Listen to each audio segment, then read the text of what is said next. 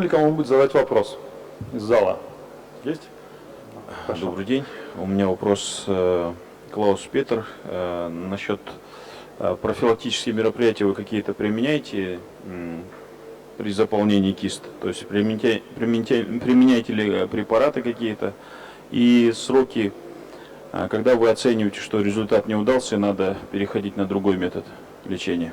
Спасибо.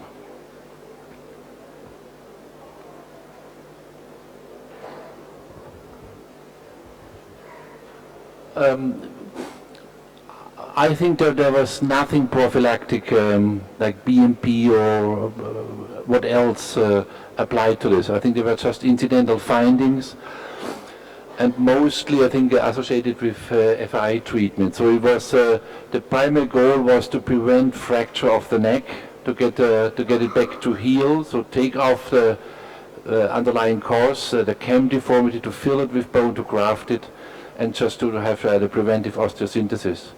I'm not sure if I would have a prophylactic treatment for that, honestly.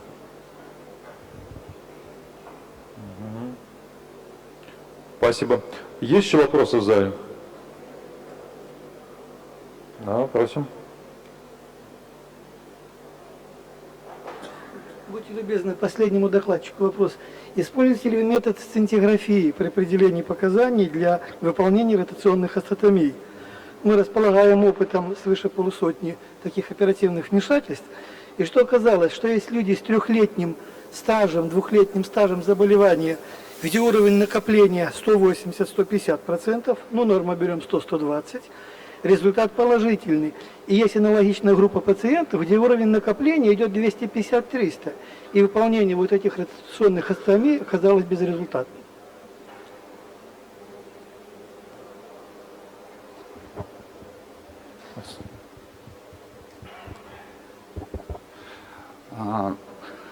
Мы используем для диагностики, собственно говоря, планирования оперативных вмешательств МРТ и компьютерную томографию. Не используем сцинтиграфию. По какой причине? Потому что вне зависимости какое накопление в области очага, по моему мнению, контрастного препарата, оно ничего не значит, потому что этот полюс погибший, он выводится из-под нагрузки.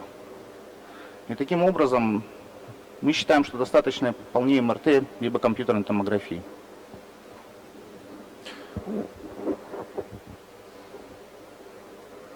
Следующий вопрос. Александр, Минск. Скажите, пожалуйста, какая величина импрессии является, ну, скажем, красной линией для выполнения органосохранной операции, реконструкции?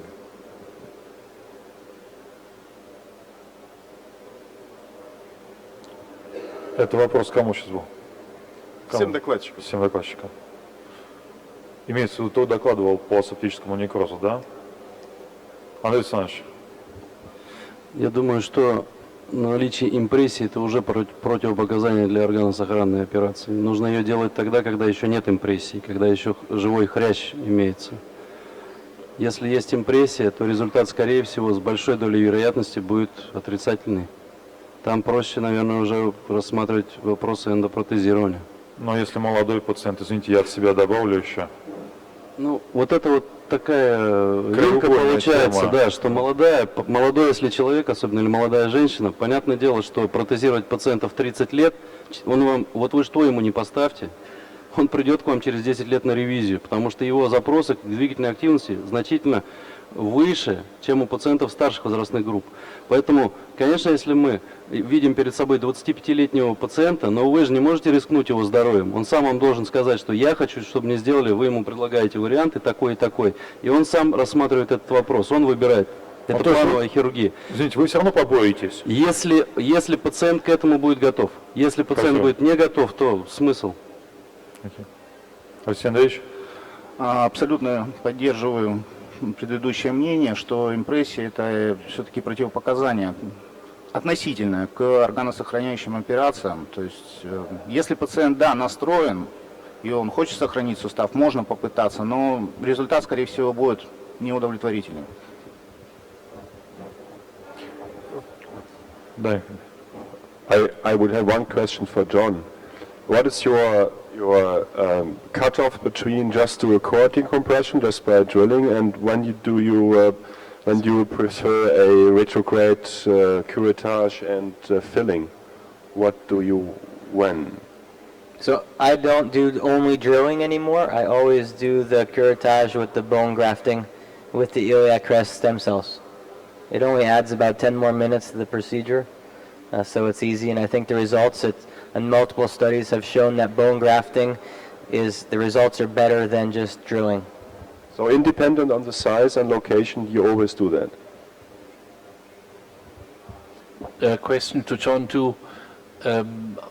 When I saw it, I think there were predominantly figure stage 1. There was nearly nothing stage 2, but there was one fail of stage 2, you said. But the percentage-wise, it's like 98% stage 1? Now, these were about 75% stage 1, 25% stage 2. Yeah, but going back to the previous question from Minsk, I want to ask you, do you think that is some age-dependent factor for your indication to including to this procedure? Because it concerns also what Andriy said, that it depends of the level of pain and the so acceptance of this type of treatment for the patient. So for me, I think it's crucial for the very young patients to really try to solve the problem without arthroplasty. And that concerns maybe the second group of FICA 2, yeah? Potentially. I think what Dr. Siebenrock showed in the previous session, looking at age 40, something happens biochemically to the cartilage. So whether this is AVN or impingement, there's something where those patients might not do as well.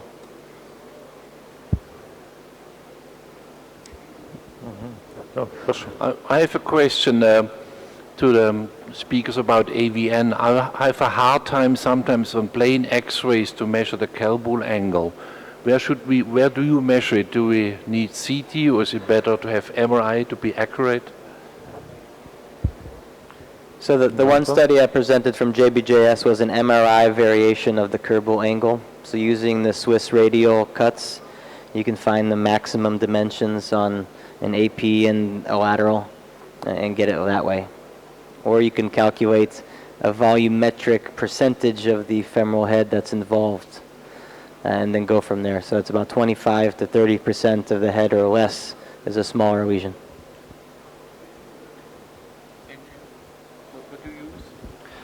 Usually we use both is in CT and MRI. Мы также используем в своей практике и КТ, и МРТ. Чем больше информации, тем всегда лучше. Yeah, I have a question to Klaus. Am I? Okay. Да, конечно. Yeah, I have a question to Klaus because this is the PERTES topic is always very controversial, and this technique we presented. I don't know how many years. This reduction of the neck, the narrowing of the neck. Do you have the observation of long-lasting outcome, any good or bad outcome? Because I mean about the incongruence. We have incongruent joint, and we decrease the size of the head in incongruent acetabulum. Is it any influence, or you have any personal tricks for that? Except, of course, additional PAR after some time. Well, I'm not sure. Are you talking about downsizing the head reduction technique? I think I have not shown it so far. These are rare cases. We have seen in a PERTES talk the case of hinge abduction. When you have a hinge abduction, your head is actually looks on the AP like a heart, with a saddle in the middle, so it's not far from being round. And of course there is no congruency between acetabulum and the head anymore. And there's no way that you can switch or that you can move an acetabulum over this saddle-shaped, potato-shaped or whatever head. So there is incongruency to start with. To make the head more round, a little bit smaller and more round, I think will also leave a discongruency, but probably a less discongruent joint than you started off. No? So of course, in 3 dimensions, it's not really, it's never fitting together because it has grown this way, and that's it. But I think it's less congruent, and the most important thing is it's not hinging anymore. So I think the biggest effect, I think it's not to recreate new congruency, but a little bit more spherical head, which now is able to move within the acetabulum. Is it any influence of, in contrary, to make this reduction, the narrowing of the neck and the head, just to perform a valgus osteotomy, just to make a hinge of the medial part of the femoral head? If possible, of course, if it's enough range of motion. Yeah, I think it's a classical method. No? The valgus osteotomy allows a little bit, improves somewhat range of motion, but it will not get rid of the hinge abduction problem. No? So you just have, you just halfway. A little bit better abduction, Yeah, a little bit better of abduction, but it's halfway down the road, and I think if you do joint preserving surgery, you should try and to have one shot and to get the maximum out of it, and the most long-lasting we can have. I'm not 100% sure if that's always the case. No? If you do like a relative lengthening of the head and the head reduction, but these are actually rare cases, to be honest. So I think the most important message for Perthes is it's a deformity of the crater trochanter, it's a short neck, and it's a potato-shaped head. So there are 3 structures affected, and mostly, I think in our results, and the most frequent therapy in our results, the best results is if you just take care of, take down the greater trochanter, distalize the greater trochanter also for muscle function, and do a relative lengthening of the neck. This will take care of about, I would say, 80 to 90% of the cases I do see. Спасибо. У нас еще один вопрос из зала. Вопрос профессору Джонатану. Микрофончик, говорите. Город Самара, Шерниван.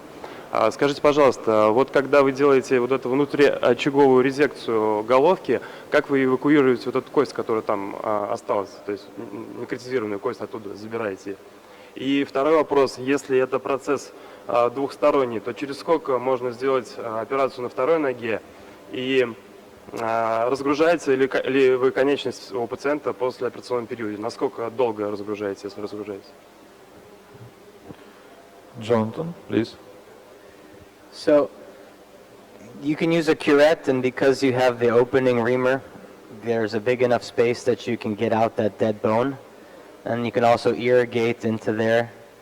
The question, I don't know if you need to get out all of the dead bone, but you get out a lot more, almost the majority, and then the body will resorb the rest all the way up to the cartilage surface. The second question, on both sides of the joint, you mean an acetabular osteonecrosis as well? Left and right. Oh, left and right, both tips. So on the second side of the hip, I usually wait until they're crutches for 6 weeks. На второй стороне, двухсторонний процесс. So crutches for 6 weeks, and then I'll do it about 3 months later.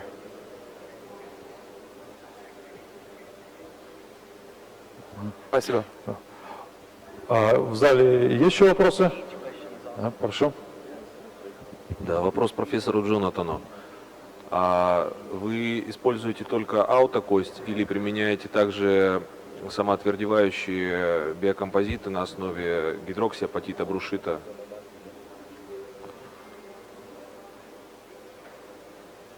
So the only autograft is the bone marrow aspiration. The sponges we use are allograft sponges, and that's because taking autograft cancellous bone, or cortical bone from the crest, is very painful, and I think it delays the recovery. And we found no difference in the results.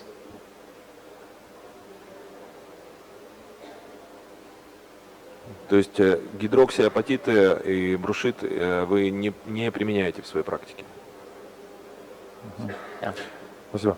В зале есть еще вопросы? У меня есть один маленький вопрос Михаилу Динству, Карлу Зибендрогу и Ярославу Чубуку. Мы имеем одну маленькую тоже краеугольную тему, связанную с ретроверсией верхлужной впадины. Я хотел бы, если можно, услышать ваше мнение. Если мы имеем пациента без недопокрытия, латеральный угол нормальный, но мы имеем ретроверсию, когда делать передстабулярную остеотомию, а когда надо сделать артроскопию и можно выполнить резекцию кросс-овер сайна или открытый вывих.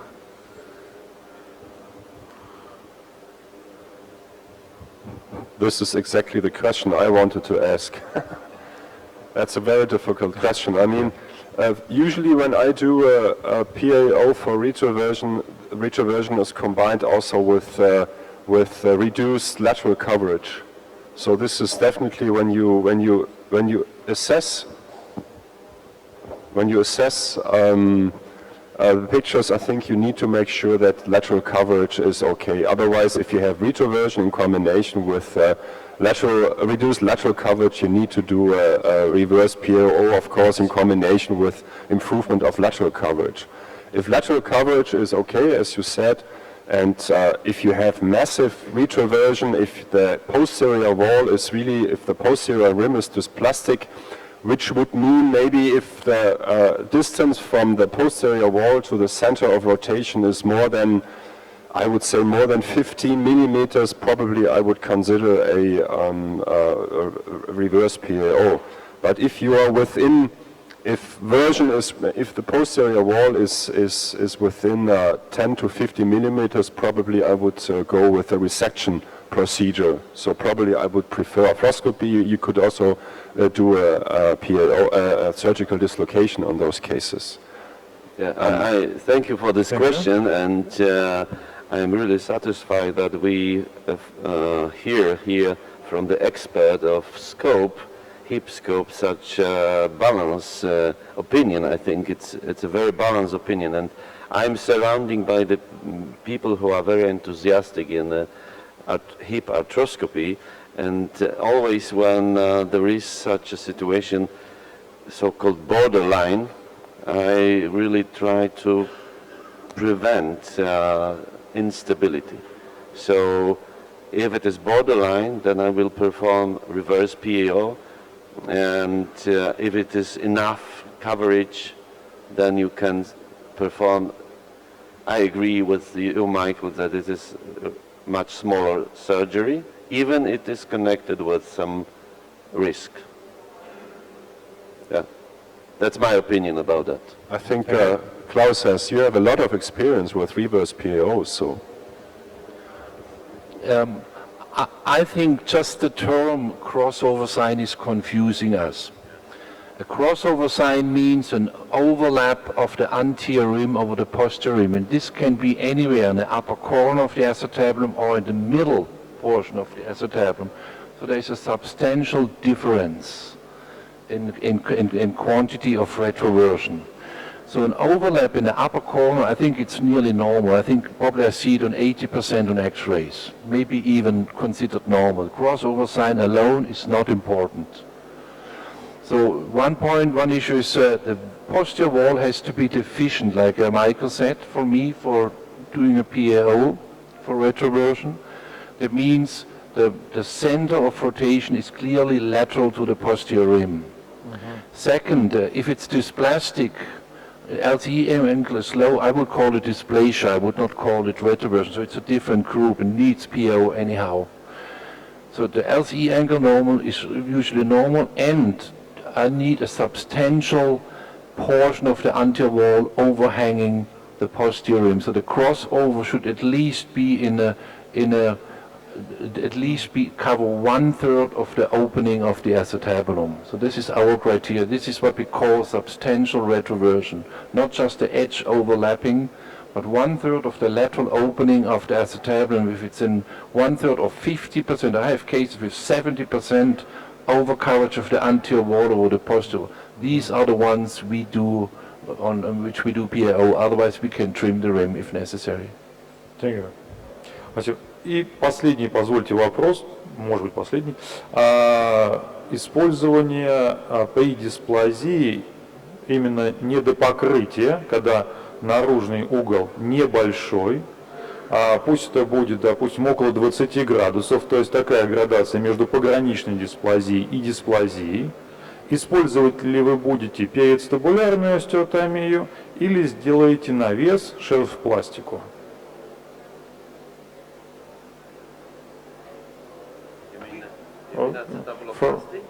Acetoblasty навес.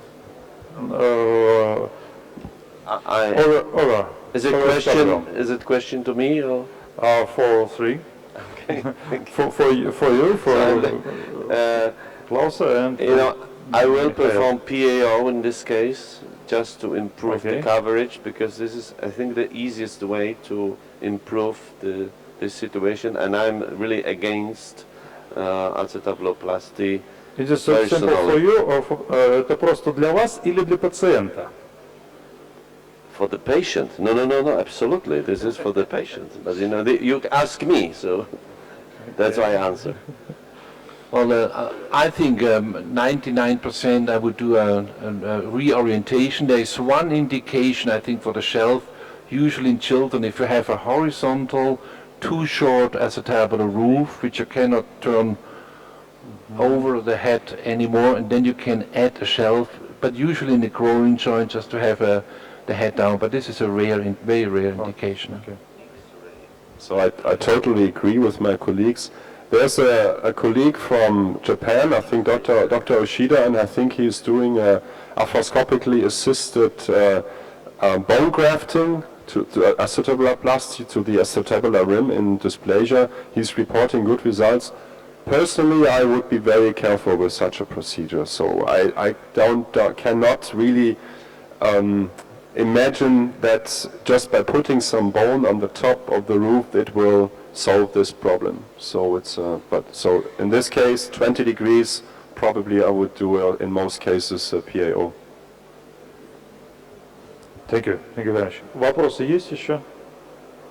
Мы, наверное, тогда заканчиваем нашу сессию. С 12 часов ланч-сессия при поддержке ортопедических компаний и встречаемся в 2 часа для продолжения конференции. Спасибо громадное, уважаемые коллеги.